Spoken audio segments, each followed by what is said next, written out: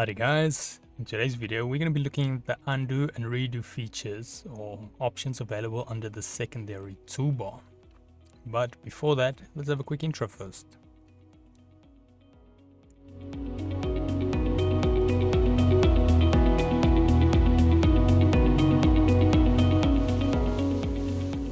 So today's video can be found on softwaretraining.co.za. We make short and easy to watch problem solving videos, and we also have daily updates. Otherwise, we're back to the program here. Now, the undo and redo, most of you is probably going to know by now what it does, so you can easily just skip along. But if it's your first time, it is good to understand what these settings do. I'm only covering them because they are on the actual secondary toolbar here as well. And yeah, so I would say we definitely cover them, and this is one of those tools that if you do not know what it is, you end up you're going to be missing a lot. And if you do know what it is, I'm sure you can agree that it's one of those tools that you sometimes wish real life had, but unfortunately this is a digital only feature at least according to my own life experience. So now the undo and redo, obviously it's self-explanatory, so I'll zoom in here. So the one shows backwards, other one shows forward. So one will undo whichever moves you did, and other one will do redo it. Now some programs you can set the amount of undos you have available, so this will obviously take up memory as well the higher you set it, because it is basically in the background storing every single move you've done so that you can redo it to a previous state. And likewise, all those once it's stored, you can then undo to a previous state, and then you can redo it back to the previous state up to the point where you last did an edit. Now, like I said, it's got a limit. So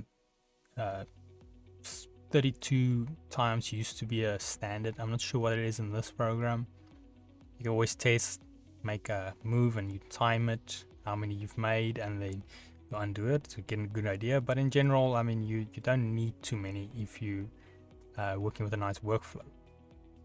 So now I'm just going to demonstrate it a bit. So let's say we grab these shapes and we move them up to there, and then you realize, oh shucks, I didn't actually want to do that, I want it back there.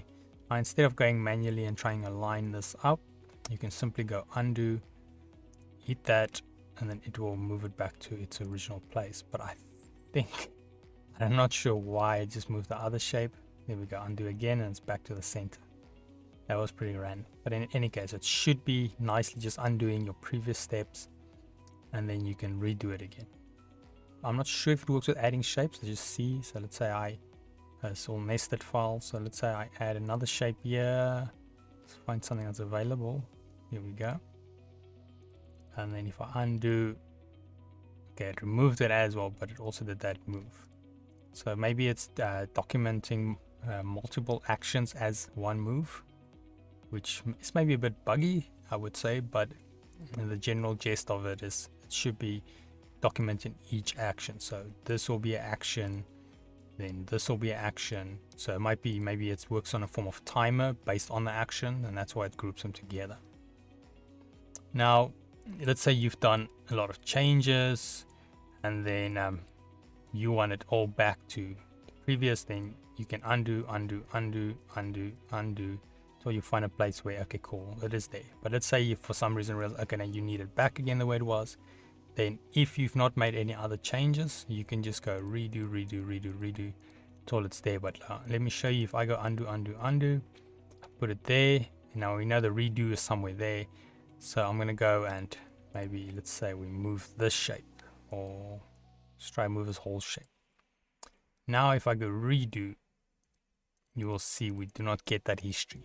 So it is by making another change into the undo, it is reset our undo movements. I know it's a bit confusing to understand at first, but basically if I had to demonstrate here, let's maybe grab this thing. Let's say we've got our base shape here. Then we undo. Then if we redo and then we make a change, this becomes the new standard.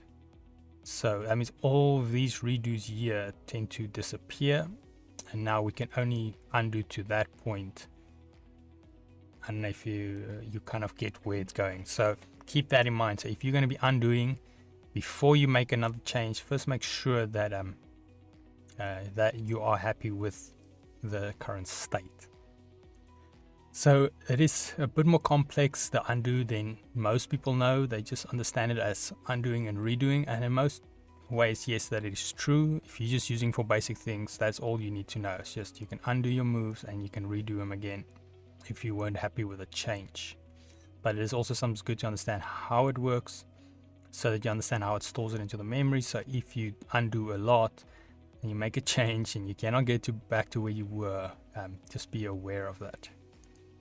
But yeah, otherwise that is it on undo and redo. I know it's something that most people know, but like I mentioned, if you don't know it already, this is a tool you definitely want to learn to use.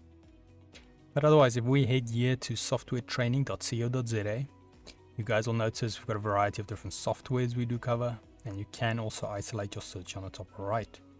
If you do not, however, find the training videos you're looking for, just simply go here, request the training video, fill in the mini form, and then we'll do our best to try and make that for you.